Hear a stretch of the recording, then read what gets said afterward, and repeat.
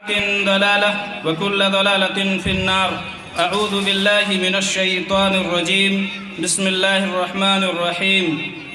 وما خلقت الجن والإنس إلا ليعبدون. محترم مکرم صدر اجلاس، علماء کرام، دینی میلی بھائیوں، بزرگوں، ساتھیوں، پردہ نشین خواتین،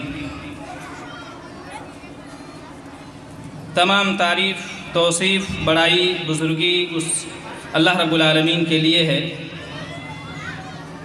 جس کی توفیق سے ہم سب یہاں پر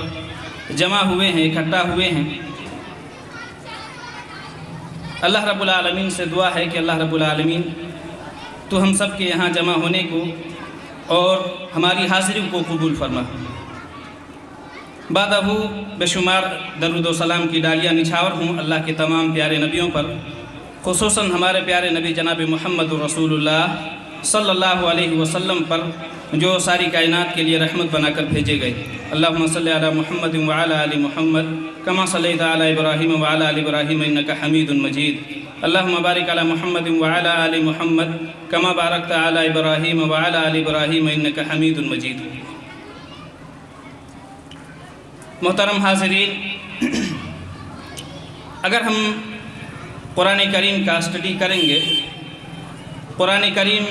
کا مطالعہ کریں گے، قرآن کریم کو پڑھیں گے تو پتہ چلے گا کہ قرآن کریم کے اندر کل 30 پارے ہیں اور ان 30 پاروں میں سے کل 114 صورتیں ہیں. قرآن کو پڑھیے، قرآن کا اسٹڈی کیجئے، قرآن کا مطالعہ کیجئے تو پتہ چلے گا کہ ان 30 پاروں میں سے ایک بھی پارہ ایسا نہیں ہے جو اللہ رب العالمین کی توحید کے تذکرے سے خالی ہو، اللہ رب العالمین کی توحید کے ذکر سے خالی ہو. قرآن کا آغاز اس بات سے ہوتا ہے الحمدللہ رب العالمین الرحمن الرحیم مالک یوم الدین، اور اسی کے اندر آیا ہے ایاک نعبد و ایاک نستعین، کہ اللہ رب العالمین ہم صرف تیری ہی عبادت کرتے ہیں اور تجھ سے ہی مدد طلب کرتے ہیں. قرآن کا آغاز اس سورہ سے ہوتا ہے اور قرآن کا اختتام اس سورہ پہ ہے قل اعوذ برب الناس ملک الناس الہ الناس، کہ اللہ کے نبی کریم صلی اللہ علیہ وسلم آپ کہہ دیجئے کہ وہ رب الناس بھی ہے، الہ الناس بھی ہے، اور الوہیتوں اور ربوبیتوں کا مالک اللہ کے علاوہ کوئی دوسرا موجود نہیں. دین اسلام کے اندر عقیدہ توحید کو سب سے زیادہ اہمیت حاصل ہے. دین اسلام کو ایک جسم مان لیا جائے تو توحید اس جسم کے اندر دل کی حیثیت رکھتا ہے. توحید یہ تمام عقائد کی بنیاد اور جڑ ہے.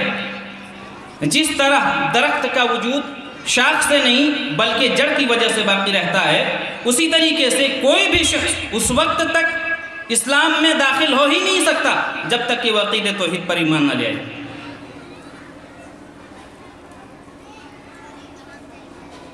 توحید یہ اسلام کا سب سے عظیم رکن اور بنیاد ہے.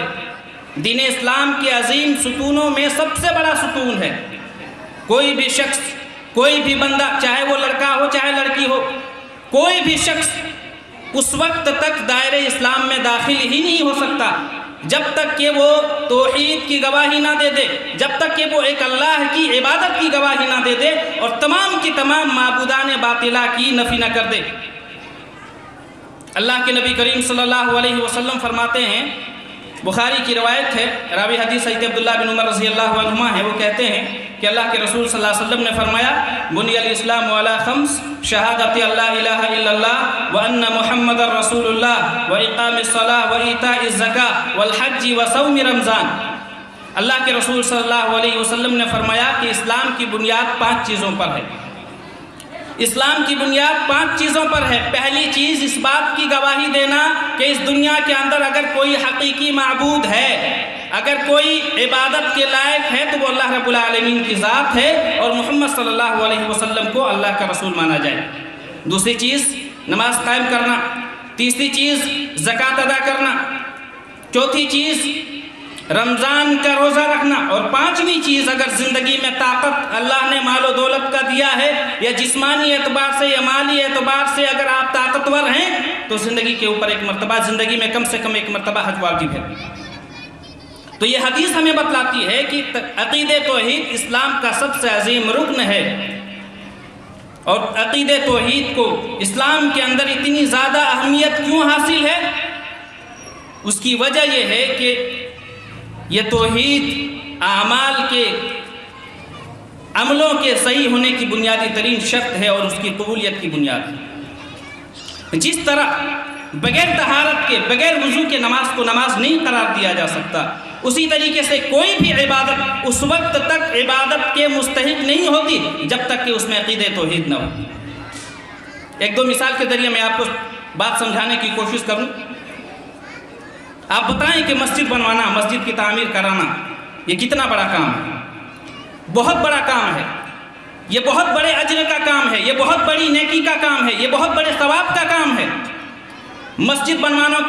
جو لوگ مسجد بنواتے ہیں، جو لوگ مسجد تعمیر کراتے ہیں، ان کے تعلق سے اللہ کے نبی کریم صلی اللہ علیہ وسلم فرماتے ہیں، مسلم کی روایت ہے کہ من بنا للہ مسجدا یبتغی بہ وجہ اللہ بنى اللہ لہ بیتا فی الجنہ۔ من بنا للہ مسجدا یبتغی بہ وجہ اللہ بنى اللہ لہ بیتا فی الجنہ، کہ جو شخص اس دنیا میں اللہ کی رضا کے لیے، اللہ کی خوشنودی کے لیے، اللہ کو راضی کرنے کے لیے جو شخص اس دنیا کے اندر ایک مسجد بناتا ہے، بنى اللہ لہ بیتا فی الجنہ، تو کل قیامت کے دن اس کے لیے اللہ رب العالمین جنت میں گھر بنائے گا۔ اللہ اکبر۔ تو مسجد کی تعمیر کرانا، مسجد بنوانا، یہ بہت بڑے ثواب کا کام ہے۔ ایک مثال اور سمجھیں، حج کرنا، حج کرنا، خانہ کعبہ کا حج کرنا، یہ کتنے بڑے ثواب کا کام ہے، بہت بڑے ثواب کا کام ہے۔ اللہ کے نبی کریم صلی اللہ علیہ وسلم فرماتے ہیں کہ الحج المبرور لیس لہ جزاء الا الجنہ، حج مبرور کا بدلہ، حج مبرور کا ثواب، حج مبرور کی نیکی کیا ہے؟ حج مبرور کا بدلہ جنت ہے۔ اور بخاری ہی کی روایت ہے، اللہ کے نبی کریم صلی اللہ علیہ وسلم ایک دوسری حدیث میں فرماتے ہیں کہ من حج للہ فلم یرفث ولم یفسق رجع کیوم ولدتہ امہ۔ اللہ کے نبی کریم صلی اللہ علیہ وسلم نے فرمایا کہ جس نے حج کیا اور حج کے دوران اس نے کوئی فسق و فجور والا کام نہیں کیا، کوئی معصیت نہیں کی، کوئی گناہ نہیں کیا، رجع کیوم ولدتہ امہ، تو وہ حج کر کے ایسے ہی لوٹتا ہے، حج کر کے ایسے ہی آتا ہے جیسا کہ اس کو اس کی ماں نے آج جنا ہو۔ آپ بتائیں کہ جس وقت بچے کی ولادت ہوتی ہے، بچے کی پیدائش ہوتی ہے، اس وقت جس طرح بچہ گناہوں سے مبرہ ہوتا ہے، جس وقت بچہ گناہوں سے پاک و صاف ہوتا ہے، اسی طریقے سے حج کرنے والا گناہوں سے پاک و صاف ہو جاتا ہے، گناہوں سے مبرہ ہو جاتا ہے۔ لیکن میرے بھائیوں، اگر عقیدہ درست نہیں، عقیدے کے اندر گڑبڑی پائی جاتی ہے، عقیدے کے اندر فساد پایا جاتا ہے، عقیدے کے اندر بگاڑ پایا جاتا ہے، تو اس کا حج کرنا بھی بیکار ہے اور اس کا مسجد بنوانا بھی بیکار ہے۔ کوئی بھی شخص، کوئی بھی انسان، چاہے جتنی بھی نمازیں پڑھ لے، چاہے جتنے بھی روزے رکھ لے، چاہے جتنے بھی صدقات و خیرات کر لے، چاہے جتنے بھی قرآن کی تلاوت کر لے، جتنے بھی حج کر لے، جتنے بھی غریبوں کی مدد کر لے، بیواؤں کی مدد کر لے، یتیموں کی مدد کر لے، اور چاہے جتنے بھی دعوت و تبلیغ کا کام کر لے، اللہ رب العالمین کے ذکر و اذکار میں ہمیشہ مشغول رہے، لیکن اگر اس کا عقیدہ درست نہیں، اگر اس کے عقیدے کے اندر گڑبڑی پائی جائے، اگر اس کے عقیدے کے اندر بگاڑ پایا جاتا ہے، تو شریعت کہتی ہے کہ ایسے انسان کا کوئی بھی عمل اللہ رب العالمین کے یہاں قابل قبول نہیں۔ یہی وجہ ہے کہ جتنے بھی انبیاء اس دنیا کے اندر آئے، جتنے بھی نبی، جتنے بھی پیغمبر اس دنیا کے اندر آئے، سب کی دعوت توحید تھی، سب کی دعوت عقیدہ توحید تھی، چاہے وہ حضرت نوح علیہ السلام ہو، چاہے حضرت ہود علیہ السلام ہو، چاہے حضرت صالح علیہ السلام ہو، چاہے حضرت شعیب علیہ السلام ہو، جتنے بھی پیغمبر، جتنے بھی نبی اس دنیا کے اندر آئے، سب کی ایک ہی دعوت تھی، وَمَا رَسَلْنَا مِن قَبْلِكَ مِن رَسُولٍ إِلَّا نُوحِي إِلَيْهِ أَنَّهُ لَا إِلَهَ إِلَّا أَنَا فَاعْبُدُونِ، کہ اللہ کے رسول صلی اللہ علیہ وسلم، میں نے آپ سے پہلے جتنے بھی پیغمبر، جتنے بھی نبی کو اس دنیا کے اندر بھیجا، سب کی ایک ہی دعوت تھی کہ ایک اللہ کی عبادت کرو، ایک اللہ کے سامنے سجدہ کرو، ایک اللہ کے لیے نذر و نیاز پیش کرو۔ اور ایک دوسرے مقام پر اللہ رب العالمین فرماتا ہے کہ وَلَقَدْ بَعَثْنَا فِي كُلِّ أُمَّةٍ رَسُولًا أَنِ اعْبُدُوا اللَّهَ وَاجْتَنِبُوا الطَّاغُوتَ، کہ ہم نے ہر امت میں ایک رسول بھیجا، کیوں بھیجا؟ أَنِ اعْبُدُوا اللَّهَ वज्तनिबुत तागूत के लोगों को एक अल्लाह की तरफ बुलाओ और माबूदान बातिला से मना करो, तागूत से मना करो। तागूत कहते किसे हैं? कुल्लु शैइन युअबदु सिवल्लाहि फहुव तागूत। अल्लाह के अलावा जिसकी भी इबादत की जाए, अल्लाह के अलावा जिसकी भी इबादत की जाए, चाहे वो पत्थर हो, चाहे वो मज़ार हो, चाहे वो इंसान हो, अल्लाह के अलावा जिसकी भी इबादत की जाए वो तागूत में शुमार होता है। दीन इस्लाम के अंदर अक़ीदे तौहीद की कितनी फजीलत है, आप इस वाक़ये से लगा सकते हैं कि अक़ीदे तौहीद के बदौलत, अक़ीदे तौहीद ही के बदौलत अल्लाह रब्बुल आलमीन इंसान के गुनाहों को माफ़ करता है और उसकी गलतियों को दरगुज़र करता है, उसकी ख़ताओं को दरगुज़र करता है। हज़रत अनस बिन मालिक रज़ी अल्लाह तआला अन्हुमा बयान फरमाते हैं कि अल्लाह के रसूल सल्लल्लाहु अलैहि वसल्लम ने फरमाया कि अल्लाह रब्बुल आलमीन फरमाता है, तिर्मिज़ी की हसन दर्जे की रवायत है, अल्लाह रब्बुल आलमीन फरमाता है कि यब्न आदम इन्नका मा दअवतनी व रजौतनी गफरतु लक अला मा काना फीका वला उबाली। यब्न आदम लौ बलगत दुनूबुका अनान अस्समा सुम्मा इस्तगफरतनी गफरतु लक वला उबाली। यब्न आदम लौ अतैतनी बिक़ुराबिल अर्दि खताया सुम्मा लक़ीतनी ला तुश्रिकु बी शैआ ला अतैतुका बिक़ुराबिहा मग़फ़िरा। अल्लाह के नबी करीम सल्लल्लाहु अलैहि वसल्लम फरमाते हैं कि अल्लाह रब्बुल आलमीन फरमाता है, यब्न आदम, ए इंसान, ए बिन आदम, इन्नका मा दअवतनी व रजौतनी, जब तक तुम मुझसे दुआएं करते रहोगे, जब तक तुम मुझसे मांगते रहोगे और जब तक तुम मुझसे उम्मीदें वाबस्ता रखोगे, गफरतु लक, तब तक मैं तुम्हें माफ़ करता रहूँगा, तब तक मैं तुम्हारी मग़फ़िरत करता रहूँगा, वला उबाली, और मुझे उसकी कोई परवाह नहीं। यब्न आदम लौ बलगत दुनूबुका अनान अस्समा, के इंसान, इब्न आदम, अगर तुम्हारे गुनाह, तुम्हारी मासियत, तुम्हारी गलतियां अगर आसमान के बराबर भी हो जाएं, सुम्मा इस्तगफरतनी, और फिर तुम सिद्क़े दिल से, खुलूसो लिल्लाहियत से अगर तुम अल्लाह से माफ़ी मांगते हो, अल्लाह के सामने गिरिया बजारी करते हो, गफरतु लक वला उबाली, तुम्हारे तमाम के तमाम गुनाहों को माफ़ कर दूंगा और मुझे उसकी कोई परवाह नहीं। यब्न आदम लौ अतैतनी बिक़ुराबिल अर्दि खताया सुम्मा लक़ीतनी ला तुश्रिकु बी शैआ ला अतैतुका बिक़ुराबिहा मग़फ़िरा। और अल्लाह के नबी करीम सल्लल्लाहु अलैहि वसल्लम फरमाते हैं कि अल्लाह फरमाता है, यब्न आदम, ए इंसान, इब्न आदम, लौ अतैतनी बिक़ुराबिल अर्दि खताया, अगर तुम ज़मीन भर गुनाह लेकर के आओ, अगर तुम ज़मीन भर गलती लेकर के आओ, लेकिन शर्त यह है कि अगर तुम्हारा अक़ीदा दुरुस्त है,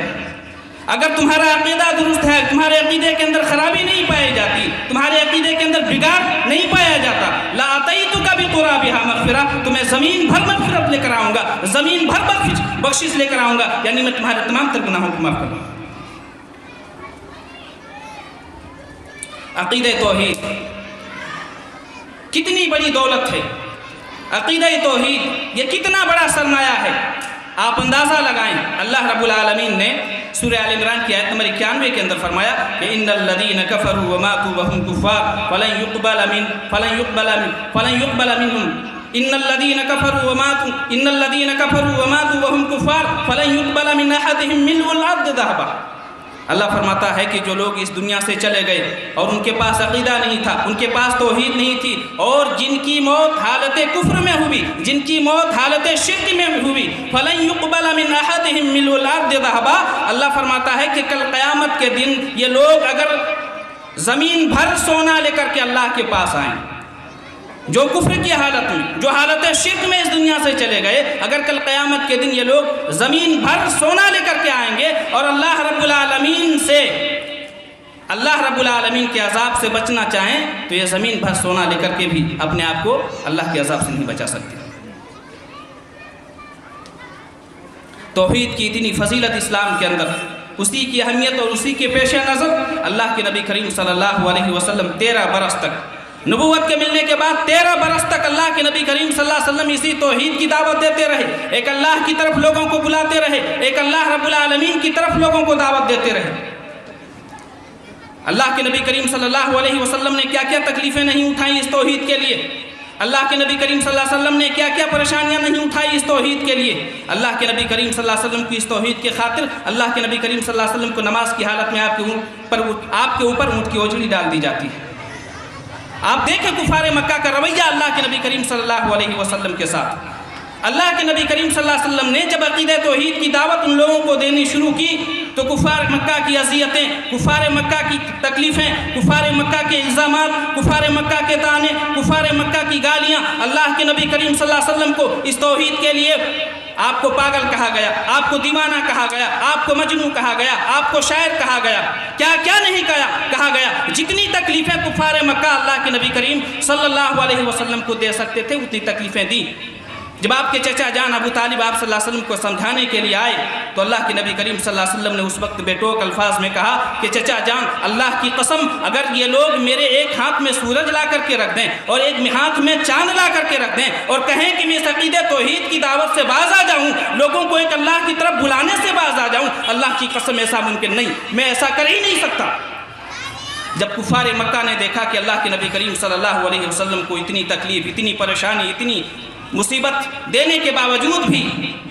یہ اس دعوت سے باز نہیں آ رہے ہیں، تو انہوں نے آپ صلی اللہ علیہ وسلم کو لالچ دیا، شہرت کی لالچ، عہدہ کی لالچ، عورت کی لالچ۔ چنانچہ کفار مکہ کا ایک بہت بڑا ان کی نظر میں جو سردار تھا، بڑا دانشور سمجھا جاتا تھا، عقل مند سمجھا جاتا تھا، جن کا نام عتبہ تھا، وہ اللہ کے نبی کریم صلی اللہ علیہ وسلم کے پاس آتا ہے۔ کس لیے آتا ہے؟ اللہ کے نبی کریم صلی اللہ علیہ وسلم کو آفر دینے کے لیے وہ آتا ہے، اور اللہ کے نبی کریم صلی اللہ علیہ وسلم سے کہتا ہے کہ محمد صلی اللہ علیہ وسلم، محمد تم کتنے عظیم انسان تھے، تم کتنے اچھے انسان تھے، تم کتنے بہتر انسان تھے، یہ کون سی دعوت تم نے شروع کر دی ہے جس نے میاں بیوی کے درمیان جدائی ڈال دی، جس نے باپ بیٹے کے درمیان جدائی ڈال دی، جس نے خاندان کے درمیان جدائی ڈال دی۔ محمد اس دعوت کے پیچھے تمہارا مقصد کیا ہے؟ محمد عہدہ چاہیے، منصب چاہیے، شہرت چاہیے، بتاؤ ہم تمہیں عرب کا سردار بنا دیں گے۔ محمد تمہیں مال و دولت چاہیے، بتاؤ ہم تمہارے قدموں میں مال و دولت کی دریا بہا دیں گے۔ محمد اس دعوت و تبلیغ کے پیچھے تمہارا مقصد کیا ہے؟ تمہیں کسی عورت سے شادی کرنی ہے، بتاؤ عرب کی سب سے حسین و جمیل خوبصورت عورت سے تمہاری شادی کرا دیں گے۔ اللہ کے نبی کریم صلی اللہ علیہ وسلم عتبہ کی گفتگو کو آرام سے سنتے رہے۔ جب اس کی گفتگو ختم ہو گئی، جب اس کی بات ختم ہو گئی تو اللہ کے نبی کریم صلی اللہ علیہ وسلم نے کہا کہ عتبہ ہو گئی تمہاری گفتگو، ختم ہو گئی تمہاری بات، ختم ہو گئی تمہاری گفتگو، اب میری سنو۔ اللہ کے نبی کریم صلی اللہ علیہ وسلم اس موقع پر بہت لمبی چوڑی تقریر نہیں کرتے ہیں، بلکہ اللہ کے نبی کریم صلی اللہ علیہ وسلم سورہ حامیم سجدہ کی تلاوت کرتے ہیں، اور اللہ کے نبی کریم صلی اللہ علیہ وسلم جب اس آیت کریمہ پر پہنچتے ہیں کہ فَإِنْ أَعْرَضُوا فَقُلْ أَنذَرْتُكُمْ صَاعِقَةً مِثْلَ صَاعِقَةِ وَعَادٍ وَثَمُودَ، کہ اللہ کے نبی کریم صلی اللہ علیہ وسلم اگر یہ لوگ آپ کی دعوت سے اگر یہ لوگ آپ کی دعوت سے اعراض کرتے ہیں، اگر یہ لوگ آپ کی دعوت سے منہ موڑتے ہیں تو آپ ان کو بتلا دیجئے، آپ ان کو خبر کر دیجئے کہ تمہارا بھی وہی حشر ہونے والا ہے، تمہاری بھی وہی حالت ہونے والی ہے جو انجام اور جو حشر اور جو حالت سمود اور عاد کی قوم کا ہوا تھا۔ جب اللہ کے نبی کریم صلی اللہ علیہ وسلم اس آیت کریمہ پر پہنچے تو عتبہ نے اپنے ہاتھ کو اللہ کے نبی کریم صلی اللہ علیہ وسلم کی زبان پر رکھ کر کے کہا کہ بس کرو محمد، بس کرو۔ کہنے کا مقصد ہے میرے بھائیوں کی یہ عقیدہ توحید سب سے بڑی دولت ہے، عقیدہ توحید سب سے بڑی دولت ہے، عقیدہ توحید یہ دنیا کی سب سے بڑی دولت ہے، عقیدہ توحید یہ سب سے قیمتی سرمایہ ہے، یہ عقیدہ توحید سب سے قیمتی چیز ہے۔ اگر آپ کے پاس کچھ نہیں ہے، آپ کے پاس دولت نہیں ہے، آپ کے پاس مال نہیں ہے، آپ کے پاس عہدہ نہیں ہے، آپ کے پاس منصب نہیں ہے، آپ کے پاس شہرت نہیں ہے، لیکن اگر آپ کے پاس عقیدہ ہے، اگر آپ کے پاس ایمان ہے تو انشاءاللہ ہم کل قیامت کے دن اسی عقیدے کے بدولت اللہ رب العالمین کے یہاں کامیاب ہو سکتے ہیں۔ لیکن اگر آپ کے پاس مال و دولت ہے، آپ کے پاس شہرت ہے، آپ کے پاس عہدہ ہے، آپ کے پاس منصب ہے، سب کچھ ہے، لیکن اگر آپ کے پاس عقیدہ نہیں ہے، آپ کے پاس توحید نہیں ہے، آپ کے پاس ایمان نہیں ہے، تو کل قیامت کے دن اللہ کے یہاں کامیاب نہیں ہو سکتے۔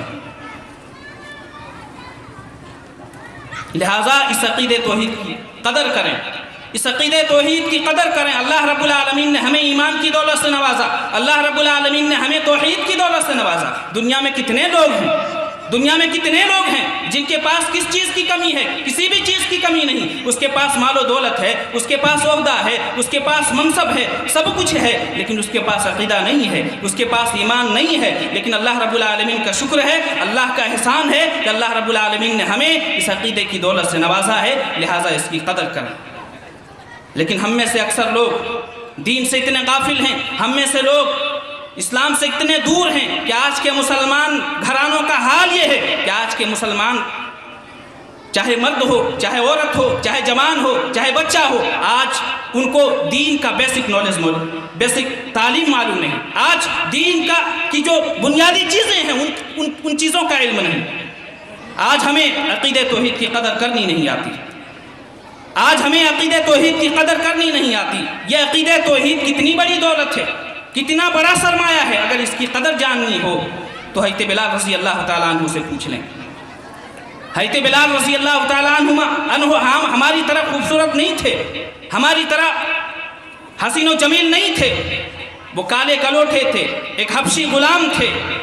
امیہ بن خلف کا غلام تھے۔ جب حضرت بلال رضی اللہ تعالیٰ عنہ اسلام قبول کرتے ہیں، ان کو جب عقیدہ توحید کی اہمیت معلوم ہوتی ہے، ان کو جب ایمان کی اہمیت معلوم ہوتی ہے، جب وہ عقیدہ توحید کو اپناتے ہیں، جب وہ ایمان لے آتے ہیں، جب اسلام قبول کر لیتے ہیں، تو امیہ بن خلف جو ان کا مالک تھا، ان کو تپتی ہوئی دھوپ میں، جب دھوپ بہت تپش پہ ہو جاتی تھی، جب دھوپ بہت تیز ہو جاتی تھی، تو حضرت بلال رضی اللہ تعالیٰ عنہ کو بالوں پر لٹا دیا جاتا تھا اور اوپر سے پتھر رکھ دیا جاتا تھا تاکہ حضرت بلال رضی اللہ تعالیٰ عنہ ہل نہ سکے۔ اللہ اکبر! اتنی تکلیفیں دینے کے باوجود، اتنی پریشانی اٹھانے کے باوجود حضرت بلال رضی اللہ تعالیٰ عنہ ٹس سے مس نہیں ہوتے ہیں۔ امیہ بن خلف آتا ہے، کہتا ہے کہ بلال، اگر تم محمد کے دین کو چھوڑ دو گے، اگر تم عقیدہ توحید کو چھوڑ دو گے، اگر تم ایک اللہ کی عبادت کو چھوڑ دو گے تو ہم یہ تکلیفیں دینا چھوڑ دیں گے، ہم یہ پریشان کرنا چھوڑ دیں گے، ہم تمہیں ٹارچر کرنا چھوڑ دیں گے۔ لیکن قربان جائیے حضرت بلال رضی اللہ تعالیٰ عنہ کے ایمان پر، قربان جائیے حضرت بلال رضی اللہ تعالیٰ عنہ کے عقیدہ توحید پر۔ اتنی پریشانی، اتنا ٹارچر، اس کے باوجود بھی، اس حالت میں بھی حضرت بلال رضی اللہ تعالیٰ عنہ کی زبان مبارک سے اللہ احد احد کی صدائیں گونجتی تھی۔ وہ اس حالت میں بھی ایک اللہ کی عبادت کی گواہی دیتے تھے۔ یہ توحید اتنی بڑی دولت ہے، ایمان اتنی بڑی دولت ہے۔ یہ توحید ایمان، یہ تو مرد تو دور ہے، اگر یہ عورت بھی اپنا لے تو یہ توحید اور یہ ایمان عورت کو بھی بے خوف بنا دیتا ہے، عورت کو بھی دلیر بنا دیتا ہے۔ اگر اس کی مثال جاننی ہو تو حضرت آسیہ رضی اللہ تعالیٰ عنہ کی سیرت کو ہم نہیں بھول سکتے۔ کون آسیہ؟ فرعون کی بیوی حضرت آسیہ رضی اللہ تعالیٰ عنہ جب ایمان لاتی ہے حضرت موسیٰ علیہ السلام پر، اور جب وہ ٹھان لیتی ہیں ایک اللہ کی عبادت کرنے کی، تو وہ شاہی محل کے تمام تر نعمتوں کو ٹھکرا دیتی ہے اور فرعون کے سخت ظلم و تشدد کے باوجود وہ عقیدہ توحید پر قائم رہتی ہے، ایمان پر قائم رہتی ہے۔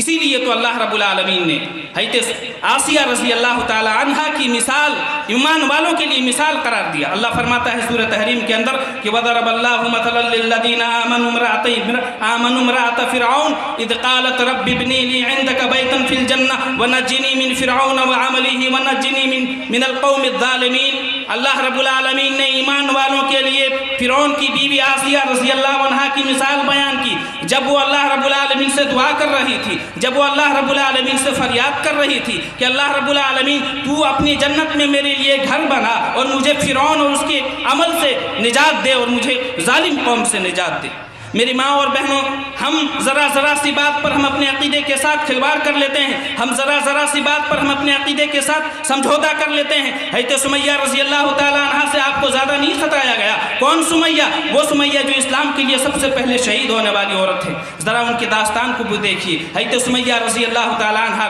کے حضرت سمیہ رضی اللہ تعالیٰ عنہ کے ہاتھ پاؤں باندھ دیے جاتے ہیں۔ ان کے سامنے ان کا شوہر یاسر بھی موجود ہے، ان کے سامنے ان کا بیٹا عمار بھی موجود ہے۔ تینوں کے ہاتھ پاؤں باندھ دیے جاتے ہیں اور تپتے ہوئے دھوپ پر لٹا دیا جاتا ہے۔ حضرت سمیہ رضی اللہ تعالیٰ عنہ سے کہا جاتا ہے کہ سمیہ توحید سے پلٹ آؤ، محمد کے دین کو چھوڑ دو، عقیدہ توحید کو چھوڑ دو۔ حضرت سمیہ رضی اللہ تعالیٰ عنہ کہتی ہے کہ اگر آج کی عذاب آخرت کے عذاب سے بچا لے تو سودا مہنگا نہیں۔ پھر ابو جہل نیزہ اٹھائے ہوئے آتا ہے اور حضرت سمیہ رضی اللہ تعالیٰ عنہ سے کہتا ہے کہ سمیہ جانتی ہو تیرا کیا حشر ہونے والا ہے، تمہاری کیا حالت ہونے والی ہے۔ حضرت سمیہ رضی اللہ تعالیٰ عنہ بہت ہی پیارا جواب دیتی ہے کہ میرے انجام کی فکر نہ کرو، میرے انجام کی فکر نہ کرو، اس کے بدلے میں کل قیامت کے دن تمہارا کیا انجام ہوگا تم اس کی فکر کرو۔ میرے انجام کی کیا سوچتے ہو، میرے انجام کی کیا فکر کرتے ہو؟ ارے یہ چند لمحوں کی زندگی گزر جائے گی، لیکن اس زندگی کے بارے میں سوچو جو زندگی کبھی ختم نہیں ہونے والا۔ ابو جہل کہتا ہے کہ پلٹ آؤ۔ کہا کہ میں جس جنت کو دیکھ رہی ہوں اگر تو دیکھ رہا ہوتا تو نہ جانے تیرا کیا حشر ہوتا۔ کل ہی اللہ کے رسول صلی اللہ علیہ وسلم ہمیں بشارت دے کر کے سنا گئے ہیں کہ صبرن آل یاسر فإن موعدکم الجنہ، کہ یاسر کے گھرانے والوں صبر کرو، تمہارا تمام کا تمام تم لوگوں کا ٹھکانہ جنت ہے۔ ابو جہل کو نیزہ غصہ آتا ہے، ابو جہل نیزہ اٹھائے ہوئے آتا ہے اور حضرت سمیہ رضی اللہ تعالی عنہ کو شہید کر دیتا ہے۔ تو توحید یہ سب سے بڑی دولت ہے، یہ توحید ہماری زندگی کا مقصد ہے، توحید یہ ہماری زندگی کا مقصد ہے۔ اس بات کو ہم سمجھیں، ہر چیز کا کوئی نہ کوئی مقصد ہوتا ہے، کوئی بھی چیز بغیر مقصد کے نہیں بنائی جاتی۔ یہ مائک، اس کا مقصد ہے دور تک آواز پہنچانا، اس کا مقصد ہے آپ تک آواز پہنچانا۔ اگر یہ مائک آواز نہ پہنچائے تو یہ مائک بیکار ہے۔ یہ پانی بوتل میں جو رکھا ہوا ہے، اس کا مقصد ہے پیاس بجھانا۔ کھانا جو ہم کھاتے ہیں، اس کا مقصد ہے بھوک مٹانا۔ اگر پانی اپنا مقصد پیاس نہ بجھائے، کھانا بھوک نہ مٹائے اور یہ مائک آواز نہ پہنچائے تو ان تمام کی تمام چیزوں کا مقصد بیکار ہے۔ اسی طریقے سے مسلمانوں کی زندگی کا مقصد ہے ایک اللہ کی عبادت، مسلمانوں کی زندگی کا مقصد ہے ایک اللہ کو راضی کرنے کی کوشش، مسلمانوں کی زندگی کا مقصد ہے ایک اللہ رب العالمین کی خوشنودی حاصل کرنے کی کوشش۔ وما خلقت الجن والانس الا لیعبدون، ہم نے جن اور انسانوں کو فقط اپنی عبادت کے لیے پیدا کیا، اپنی عبادت کے لیے پیدا کیا، لہٰذا اس دولت کی قدر کریں۔ یہ عقید توحید اللہ رب العالمین نے ہم کو جو دیا ہے بہت بڑی نعمت ہے، بہت بڑی نعمت ہے۔ اگر آپ کے پاس عقیدہ ہے تو اللہ رب العالمین کے یہاں کامیاب ہو سکتے ہیں، اور اگر آپ کا عقیدہ درست نہیں، آپ کے عقیدے کے اندر شرک پایا جاتا ہے تو اللہ کی قسم آپ اللہ کے یہاں کامیاب نہیں ہو سکتے۔ چاہے آپ کا خاندان کتنا اونچا ہو، چاہے آپ کے رشتے ناطے چاہے کتنے اونچے ہو، چاہے آپ کتنے امیر باپ کے بیٹے ہو، رشتے ناطے کی اللہ کے یہاں کوئی ویلیو نہیں، عہدے اور منصب کی اللہ کے یہاں کوئی ویلیو نہیں۔ اگر اللہ رب العالمین کے یہاں رشتے ناطے کی کوئی اہمیت ہوتی، حضرت نوح علیہ السلام کے سامنے ان کا بیٹا ڈوب کر نہ مرتا، حضرت نوح علیہ السلام کا بیٹا ان کے سامنے ڈوب کر نہ مرتا۔ اللہ رب العالمین نے سورہ ہود کی آیت نمبر 42 اور 46 کے اندر اللہ رب العالمین نے بہت ہی پیارا واقعہ نقل کیا ہے کہ جب حضرت نوح علیہ السلام اپنے بیٹے کو پکار رہے تھے کہ یا بنی ارکب معنا، اے میرے بیٹے، اے میرے لاڈلے، آؤ کشتی میں سوار ہو جاؤ، طوفان آنے والا ہے، آ جاؤ میری کشتی میں سوار ہو جاؤ۔ اس وقت حضرت نوح علیہ السلام کا بیٹا جواب دیتا ہے، کہتا ہے کہ قال سآوی الی جبل یعصمنی من الماء، کہ ابو جان آپ میری فکر نہ کریں، آپ میری فکر نہ کریں، طوفان آئے گا، ہم پہاڑ پر چڑھ جائیں گے اور ہم بچ جائیں گے۔ حضرت نوح علیہ السلام کہتے ہیں کہ لا عاصم اليوم من امر اللہ الا من رحم، آج اللہ رب العالمین کے عذاب سے کوئی بچنے والا نہیں، آج اللہ رب العالمین کے عذاب سے وہی شخص بچ سکتا ہے، آج اللہ رب العالمین کے عذاب سے وہی شخص بچ سکتا ہے جو آج میری کشتی پہ سوار ہوگا۔ قرآن کہتا ہے کہ باپ بیٹے کے درمیان ابھی گفتگو ہی چل رہی تھی، باپ بیٹے کے درمیان ابھی بات ہی چل رہی تھی کہ وحال بینہما الموج فکان من المغرقین، پانی آتا ہے، پانی میں لہر آتی ہے، پانی میں موج آتا ہے، حضرت نوح علیہ السلام کا بیٹا حضرت نوح علیہ السلام کے سامنے ڈوب کر مر جاتا ہے۔ حضرت نوح علیہ السلام رب سے دعا کرتے ہیں کہ اللہ رب العالمین تو نے وعدہ کیا تھا کہ میرے گھر والوں کو اور مجھ کو تو بچائے گا۔ اللہ رب العالمین ندا دیتا ہے، اللہ کہتا ہے یا نوح انہ لیس من عملک انہ لیس من اہلک انہ عمل غیر صالح، کہ نوح یہ تیرے گھر والوں میں سے نہیں ہے، یہ خونی رشتہ تو تمہارا ضرور ہے لیکن تمہارے بیٹے کا ایمانی رشتہ تجھ سے نہیں جڑ رہا ہے۔ انہو عمل غیر صالح، اس کا عمل ٹھیک نہیں، اس کا عقیدہ ٹھیک نہیں، اس کی توحید ٹھیک نہیں۔ اگر رشتے ناطے کی، عہدے کی، منصب کی، خاندان کی اللہ کے یہاں کوئی ویلیو ہوتی تو حضرت ابراہیم علیہ السلام کا باپ کل قیامت کے دن جہنم میں نہ جاتا۔ اٹھائیے بخاری کی روایت، اللہ کے نبی کریم صلی اللہ علیہ وسلم فرماتے ہیں کہ جب حضرت ابراہیم علیہ السلام کل قیامت کے دن اپنے باپ آزر کی طرف دیکھیں گے تو ان کے چہرے پر گرد و غبار ہوگا، ان کے چہرے پر سیاہی ہوگی۔ حضرت ابراہیم علیہ السلام اپنے باپ سے خطاب کر کے فرمائیں گے کہ میں نے دنیا میں کہا تھا آپ میری فرما برداری کیجئے، آپ میری نافرمانی نہ کیجئے، لیکن آپ نے میری فرما برداری نہیں کی، آپ نے میری بات نہیں مانی۔ حضرت ابراہیم علیہ السلام کے باپ کہیں گے، حضرت ابراہیم علیہ السلام کے باپ جو آزر ہے وہ کہے گا کہ آج میں آپ کی نافرمانی نہیں کرتا۔ پھر حضرت ابراہیم علیہ السلام رب سے التجا کریں گے، حضرت ابراہیم علیہ السلام رب سے دعا کریں گے کہ اللہ رب العالمین تو نے مجھ سے وعدہ کیا تھا، تو نے مجھ سے وعدہ کیا تھا کہ کل قیامت کے دن میں تمہیں ذلیل و رسوا نہیں کروں گا، لیکن اللہ اکبر، میرے لیے اس سے بڑی ذلت کی بات کیا ہو سکتی ہے، میرے لیے اس سے بڑی رسوائی کی بات کیا ہو سکتی ہے کہ میرا باپ آج تیری رحمت سے سب سے زیادہ دور ہے۔ اللہ فرماتا ہے انی حرمت الجنت علی الکافرین، اللہ کے نبی کریم صلی اللہ علیہ وسلم فرماتے ہیں کہ اللہ اس وقت فرمائے گا کہ میں نے کافروں کے اوپر، میں نے مشرکوں کے اوپر ہم نے جنت کو حرام قرار دیا۔ پھر حضرت ابراہیم علیہ السلام سے کہا جائے گا کہ ابراہیم اپنے پاؤں کی طرف دیکھو، اپنے قدم کی طرف دیکھو۔ چنانچہ حضرت ابراہیم علیہ السلام دیکھیں گے تو ایک ذبح کیا جانور خون میں لتھڑا ہوا وہاں پڑا ہوگا، اور اس کے قدم کو، اس کے پاؤں کو پکڑ کر کے جہنم میں دھکیل دیا جائے۔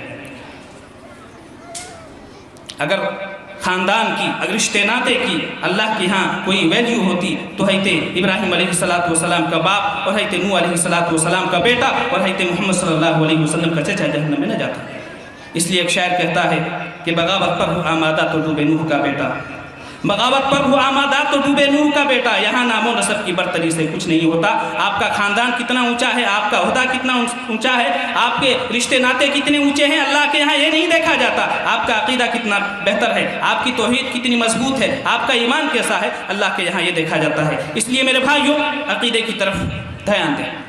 عقیدے کی تعلیم اور عقیدے کی بنیادی باتیں جو ہے، عقیدے کی جو بنیادی نالج ہے، اس کو سیکھنے کی کوشش کریں، خود بھی سکھائیں اور اپنے گھر والوں کو بھی بتائیں۔ خود بھی سکھائیں، خود بھی تعلیم حاصل کریں اور اپنے گھر والوں کو بھی بتائیں، اپنی بیویوں کو بتائیں، اپنے بچوں کو بتائیں، اپنی ماں اور بہنوں کو بتائیں۔ حضرت لقمان حکیم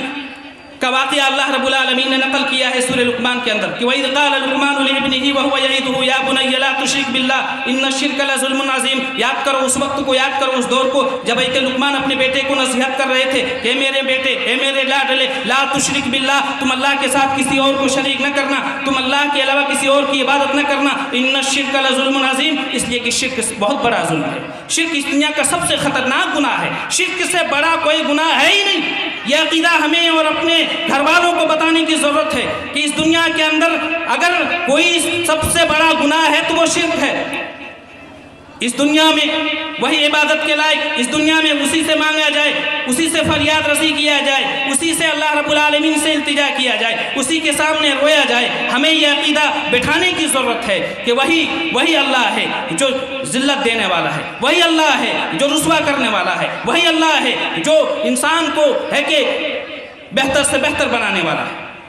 اللہ کے نبی کریم صلی اللہ علیہ وسلم نے حضرت عبداللہ بن عباس رضی اللہ تعالیٰ عنہما کو کیا نصیحت کی تھی؟ اللہ کے نبی صلی اللہ علیہ وسلم حضرت عبداللہ بن عباس رضی اللہ تعالیٰ عنہما سے خطاب کر کے فرماتے ہیں کہ احفظ اللہ یحفظک، احفظ اللہ تجدہ تجاہک، وَإِذَا سَأَلْتَ فَاسْأَلِ اللَّهَ وَإِذِ اسْتَعَنْتَ فَاسْتَعِنْ بِاللَّهِ وَاعْلَمْ أَنَّ الْأُمَّةَ لَوْ اجْتَمَعَتْ عَلَىٰ أَن يَنفَعُوكَ بِشَيْءٍ لَمْ يَنفَعُوكَ إِلَّا بِشَيْءٍ قَدْ كَتَبَهُ اللَّهُ لَكَ وَلَوِ اجْتَمَعُوا عَلَىٰ أَن يَضُرُّوكَ بِشَيْءٍ لَمْ يَضُرُّوكَ إِلَّا بِشَيْءٍ قَدْ كَتَبَهُ اللَّهُ عَلَيْكَ۔ ترمذی کی روایت ہے حضرت عبداللہ بن عباس رضی اللہ تعالیٰ عنہما کو اللہ کے نبی کریم صلی اللہ علیہ وسلم عقیدے کے تعلق سے جو بنیادی باتیں بتلاتے ہیں، وہ بنیادی باتیں کیا تھیں؟ اللہ کے نبی فرماتے ہیں کہ احفظ اللہ یحفظک، احفظ اللہ یحفظک، تم اللہ کے احکام کو پورا کرو، اللہ تمہاری حفاظت کرے گا۔ احفظ اللہ یحفظک، احفظ اللہ تجدہ تجاہک، تم اللہ کے حقوق ادا کرو، تم اللہ کو اپنے سامنے پاؤ گے، یعنی اللہ کی نصرت، اللہ کی مدد تمہارے ساتھ ہوگی۔ وَإِذَا سَأَلْتَ فَاسْأَلِ اللَّهَ، جب مانگنا ہو اللہ سے مانگنا، سوال کرنا ہو اللہ سے سوال کرنا۔ وَإِذِ اسْتَعَنْتَ فَاسْتَعِنْ بِاللَّهِ، اور مدد مانگنی ہو تو اللہ سے مدد مانگو۔ وَاعْلَمْ أَنَّ الْأُمَّةَ لَوْ اجْتَمَعَتْ عَلَىٰ أَن يَنفَعُوكَ بِشَيْءٍ لَمْ يَنفَعُوكَ إِلَّا بِشَيْءٍ قَدْ كَتَبَهُ اللَّهُ لَكَ، اور یاد رکھو پوری کائنات کے لوگ مل کر اگر تم کو فائدہ پہنچانا چاہیں، تم کو نفع دینا چاہیں تو اتنا ہی فائدہ پہنچا سکتے ہیں جتنا کہ تمہارے مقدر میں لکھ دیا گیا۔ وَلَوِ اجْتَمَعُوا عَلَىٰ أَن يَضُرُّوكَ بِشَيْءٍ لَمْ يَضُرُّوكَ إِلَّا بِشَيْءٍ قَدْ كَتَبَهُ اللَّهُ عَلَيْكَ، اور اگر پوری دنیا کے لوگ مل کر تم کو اگر نقصان پہنچانا چاہیں، تم کو ضرر پہنچانا چاہیں تو اتنا ہی نقصان پہنچا سکتے ہیں جتنا کہ تمہارے مقدر میں لکھ دیا گیا۔ شرک یہ خطرناک گناہ ہے۔ جہاں پر ہمیں یہ سمجھنے کی ضرورت ہے کہ عقیدہ توحید سب سے بڑی دولت ہے، وہیں پر ہمیں یہ سمجھنے کی ضرورت ہے کہ شرک دنیا کا بدترین گناہ ہے۔ شرک اتنا خطرناک اور بھیانک جرم ہے کہ شرک یہ ناقابل معافی عمل ہے۔ اگر کسی انسان کا شرک کی حالت میں موت ہو جاتی ہے اور وہ حالت شرک میں مرتا ہے اور وہ شرک سے سچی توبہ نہیں کرتا، قرآن کہتا ہے ان اللہ لا یغفر ان یشرک بہ ویغفر ما دون ذلک لمن یشاء، اللہ شرک کے علاوہ چاہے جتنے گناہ ہو اللہ معاف کر سکتا ہے، اللہ شرک کو معاف نہیں کرتا۔ شرک اتنا خطرناک گناہ ہے، شرک کی بربادی اور شرک کی ہلاکت اس بات سے آپ سمجھ سکتے ہیں کہ شرک کرنے والے کا کوئی بھی عمل اللہ کے یہاں قابل قبول نہیں۔ شروع میں جیسا کہ بتایا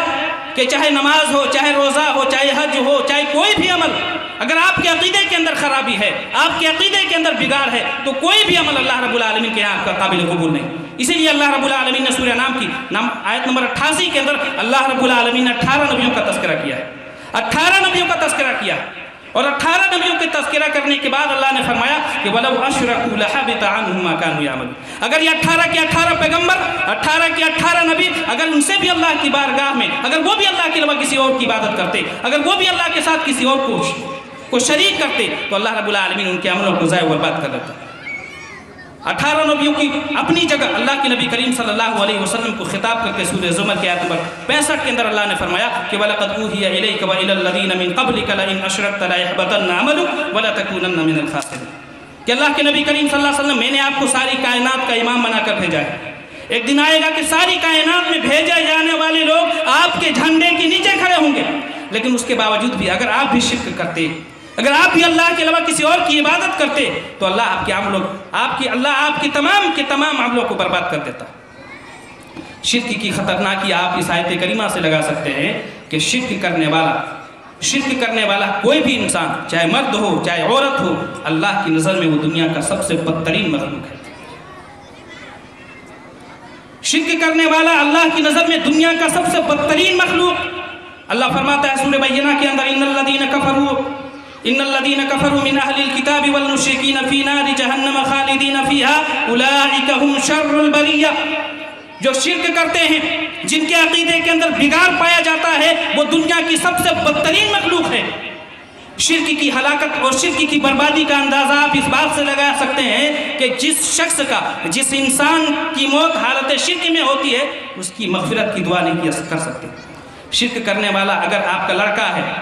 شرک کرنے والا اگر آپ کی بیوی ہے، شرک کرنے والا اگر آپ کا شوہر ہے، شرک کرنے والا اگر آپ کا باپ ہے، شرک کرنے والا اگر آپ کی ماں ہے، تو ماں کو اجازت نہیں کہ اپنے بیٹے کے لیے دعا کرے، باپ کو اجازت نہیں کہ اپنے بیٹے کے لیے دعا کرے، بیٹے کو اجازت نہیں کہ اپنی ماں کے لیے دعا کرے، اور شوہر کو اجازت نہیں کہ اپنی بیوی کے لیے، یا اسی طریقے سے بیوی کو اجازت نہیں کہ اپنے شوہر کے لیے دعا کرے۔ شرک اتنا خطرناک گناہ ہے، شرک اتنی خطرناک اور اتنی ہولناک بیماری ہے۔ اللہ فرماتا ہے کہ ما کان للنبی والذین آمنوا ان یستغفروا للمشرکین ولو کانوا اولی قربی من بعد ما تبین لهم انہم اصحاب الجحیم۔ نہ نبی کے لیے جائز ہے، نہ عام مومنوں کے لیے جائز ہے مشرک کے لیے دعا کرنا۔ آپ مشرک کے لیے دعا نہیں کر سکتے، چاہے آپ کے وہ ماں ہو، چاہے آپ کے باپ ہو، چاہے آپ کا بیٹا ہو، چاہے آپ کا کتنا ہی قریبی رشتہ دار ہی کیوں نہ ہو، آپ کسی کے لیے بھی مغفرت کی دعا نہیں کر سکتے اگر وہ شرک کرتے ہیں، وہ اللہ کے علاوہ کسی اور کی عبادت کرتے ہیں۔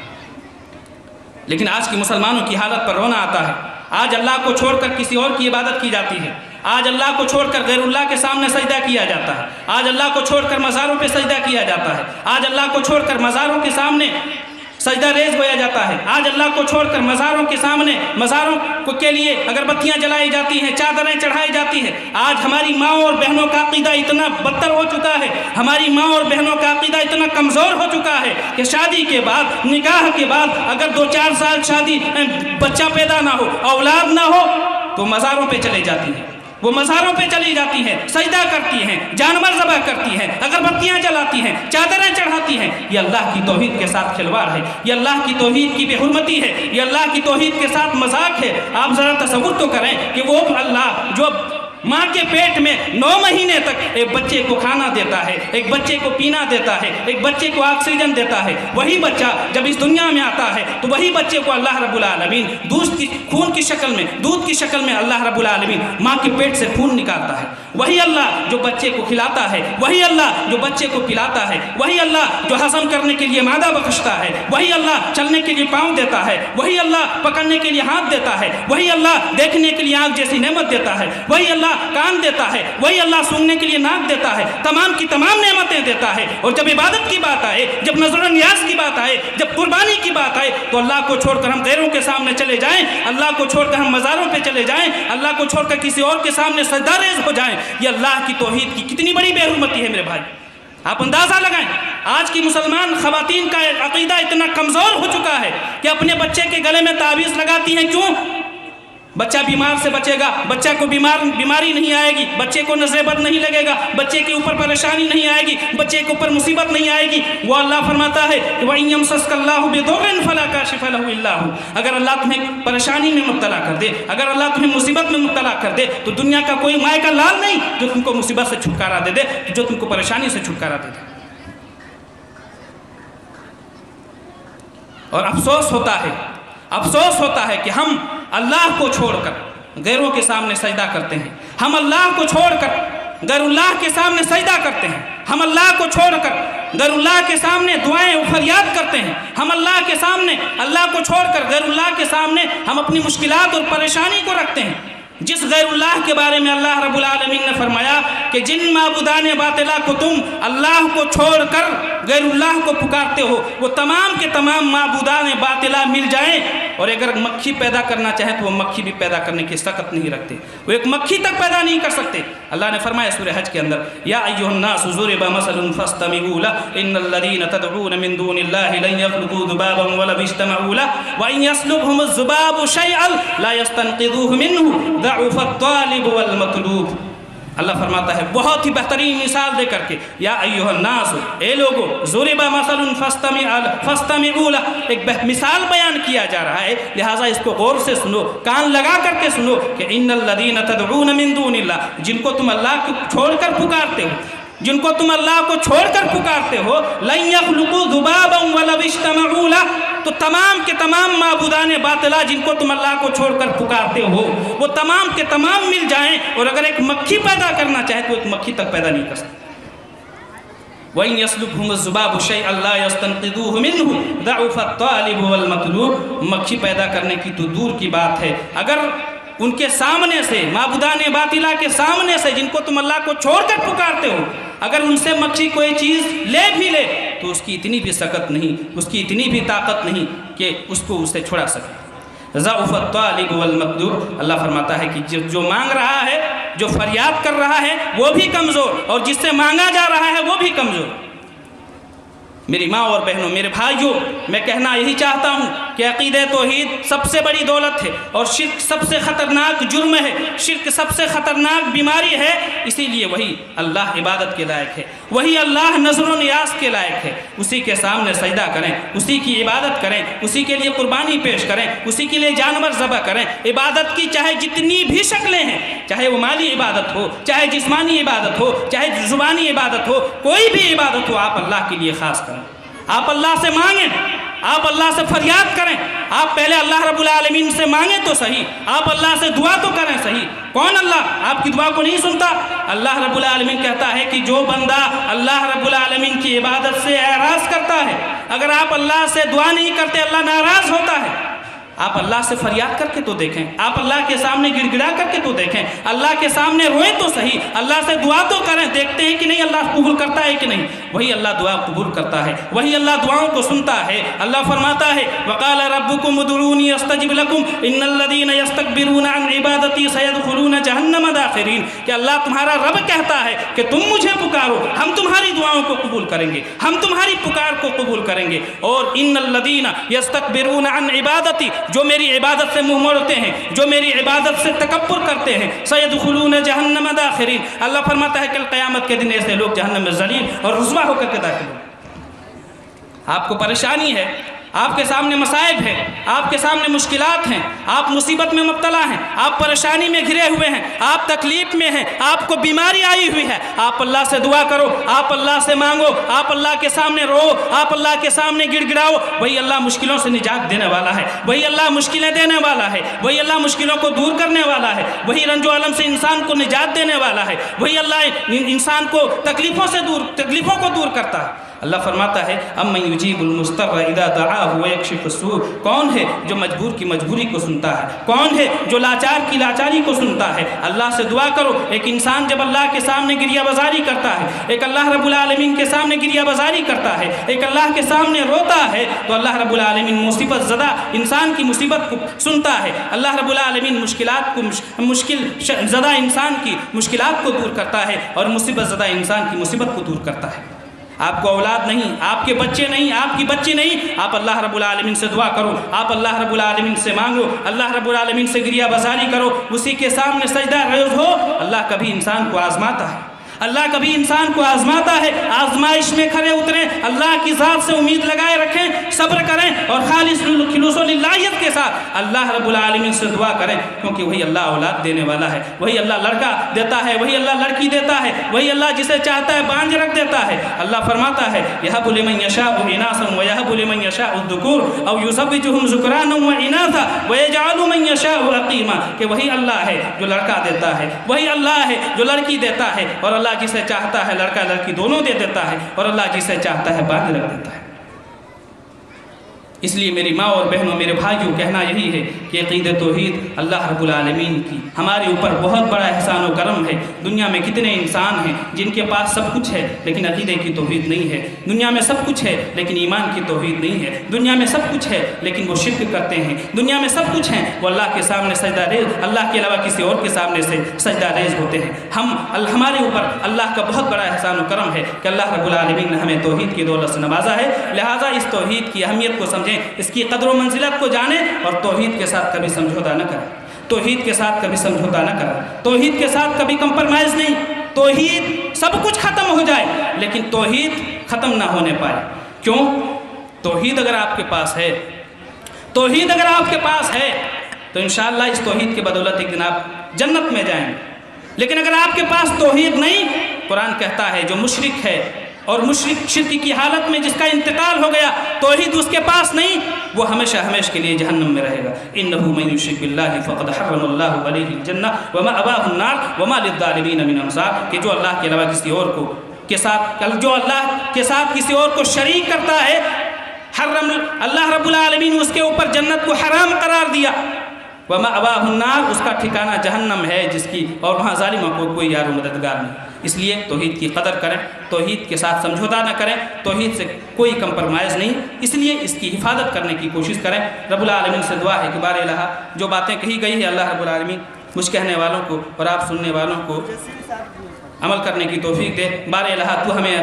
اپنے عقیدے کی حفاظت کرنے کی توفیق دے، ہمیں اپنے ایمان کی اصلاح کرنے کی توفیق دے، اور اللہ رب العالمین ہمیں شرک سے بچنے کی توفیق دے۔ بار الہ جو بھی مسلمان شرک و بدعات میں ملوث ہیں، اللہ رب العالمین انہیں شرک و بدعات سے بچا کر عقید توحید کی سمجھ دے اور صراط مستقیم پر چلنے کی توفیق دے۔ بار الہ جو بھی مسلمان پریشان ہے، اللہ رب العالمین ان کی پریشانی کو دور فرما، اور جو مسلمان بیمار ہیں اللہ رب العالمین انہیں شفائے کاملہ واجلہ عطا فرما۔ اور بار الہ جن لوگوں نے اس پروگرام کو رچایا ہے، بسایا ہے، اللہ رب العالمین ان کی محنتوں کو قبول فرما، ان کی کاوشوں کو قبول فرما، اور انہیں مزید دین کی خدمت کرنے کی توفیق دے۔ جب تک تو ہمیں زندہ رکھ، اسلام کی حالت میں زندہ رکھ، جب ہمارا خاتمہ ہو تو ایمان بالخیر پر ہمارا خاتمہ ہو۔ آمین تقبل یا رب العالمین۔ والسلام علیکم ورحمۃ اللہ وبرکاتہ۔